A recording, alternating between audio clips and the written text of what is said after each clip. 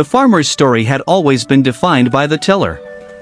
He had arrived in Stardew Valley a hollow shell, fleeing the soul-crushing bureaucracy of Joja Corp, only to replace one set of deadlines with another. The mainland farm, now a legendary spectacle of maximized profit, was his true masterpiece of efficiency. He remembered the early years, the desperate need for capital, the endless cycles of planting, watering, and harvesting. The goal had shifted from self-sufficiency to optimization. Every square foot of tillable soil yielded its maximum. Ancient fruit wine flowed like a river, casks filled barns, and the greenhouse was a climate-controlled cathedral of productivity. He had achieved the pinnacle of the valley's dream, yet it was a dream built on relentless motion. Even after he married Leah, the artist, he couldn't stop.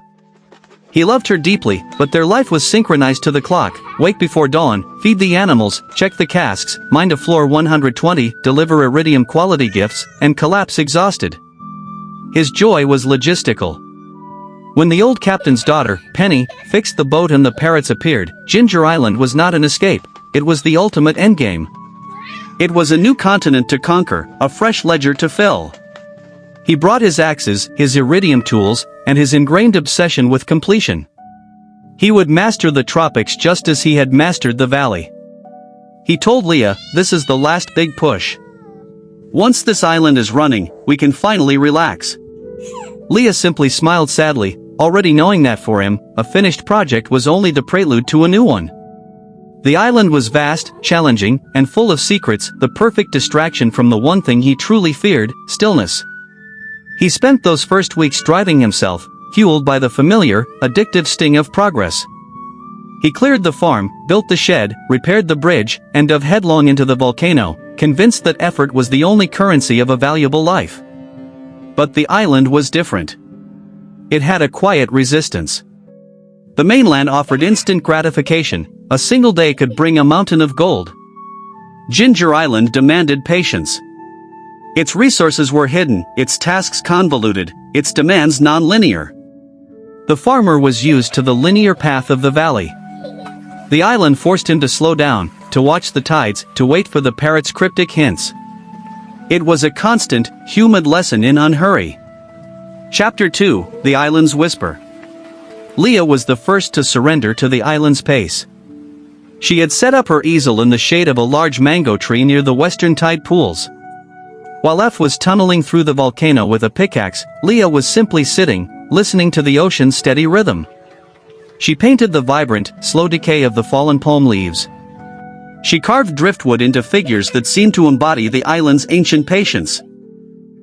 One afternoon, F came back from the mines, covered in soot and sweat, holding a flawless prismatic shard. "Look," he panted, presenting his prize. "Perfection. Hardest thing I've ever found." Leah looked up, her hands dusted with clay. "It's beautiful," she said, and then turned her gaze back to the water. "But listen, F. Just listen for a moment." He listened. He heard the rustle of the enormous, prehistoric-looking fern leaves, the distant squawk of a parrot, and the endless, gentle hiss of the waves retreating into the foam. No tractors. No barking dogs. No townspeople rushing to the general store. Just the sound of being. The second influence was Leo. The wild boy of the jungle was a mirror of F's own past, a soul isolated from the world, but Leo was isolated by choice and contentment. He needed nothing but the jungle and the parrots. When F finally gained Leo's trust and presented him with a massive, automated fish pond or a new sprinkler system, Leo would only look at it with confused curiosity. "Why so fast?" Leo once asked, pointing at the motorized hopper that collected pineapples. "Mango takes long time. Taste better." The question lodged in F's mind like a shard of obsidian. Why so fast? He had forgotten the why. He had been speeding up for years, but never questioned the destination. The island itself was a master of passive teaching. The sun on the south farm was too intense to work through midday. The sea was too vast to worry about a few lost gold pieces. The volcano was a thrilling challenge, but once conquered, it offered no weekly harvest schedule, only the occasional, optional dive. It was a space that tolerated ambition but did not require it. F slowly began to shed the frantic scheduling of the valley.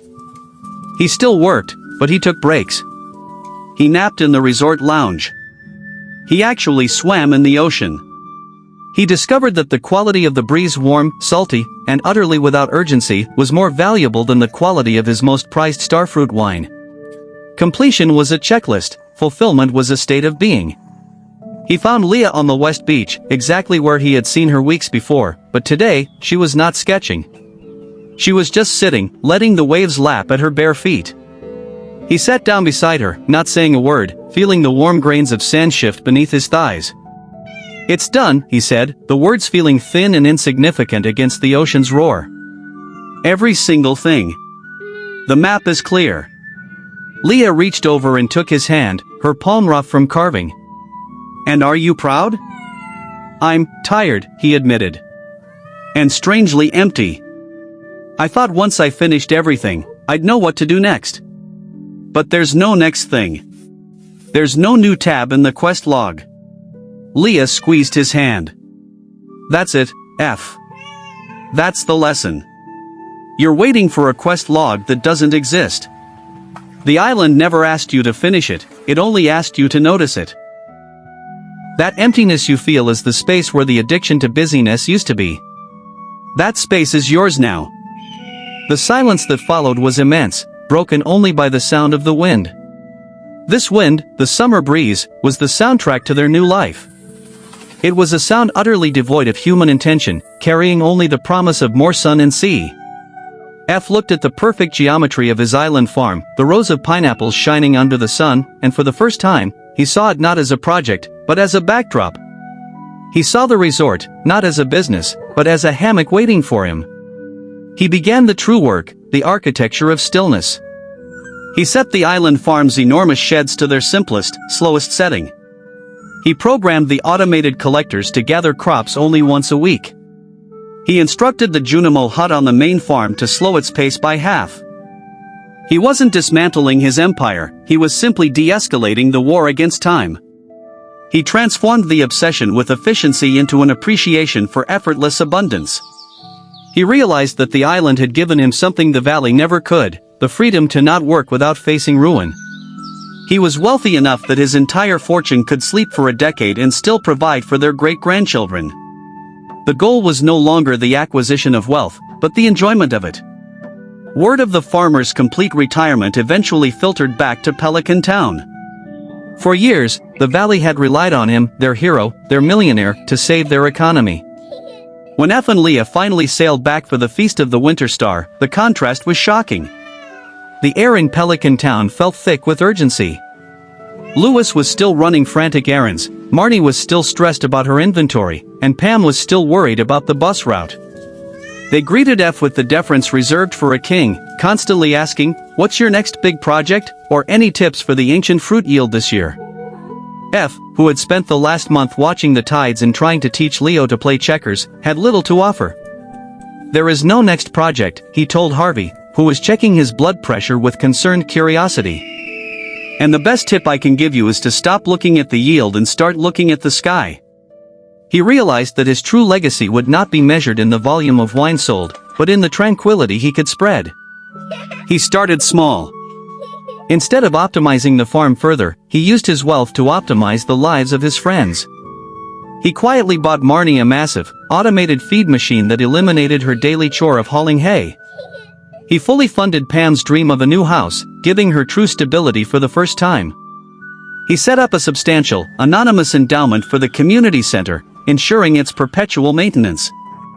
He gave Lewis enough resources to hire an actual, full-time assistant, forcing the mayor to finally take an afternoon off. He spent less time in the fields and more time simply sitting on the bench in the town square, observing the lives he had helped stabilize. He was the architect of stillness for others now, using his acquired power to remove the deadlines and obligations that had once shackled him. Returning to Ginger Island after these trips was like stepping back into a perfect sonic vacuum. The mainland was loud with obligation, the island whispered with permission. Chapter 5, The Unending Breeze.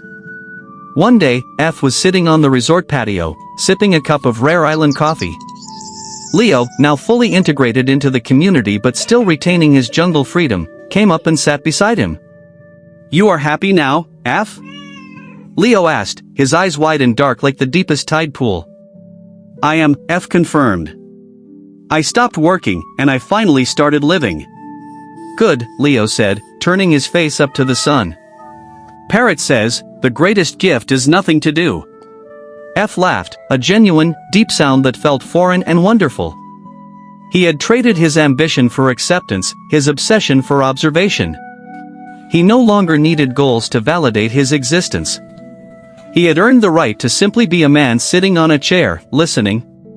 The summer breeze swept over the deck, warm, predictable, and utterly indifferent to his past achievements. It was the sound of the world continuing, regardless of his efforts. It was a tangible reminder that his life was no longer defined by what he produced, but by what he witnessed. The island was the mirror that finally showed him his own reflection, not as a farmer, nor as a millionaire, but simply as a man, finally home. The work was finished, the farm was perfect, and the greatest harvest was the peace that finally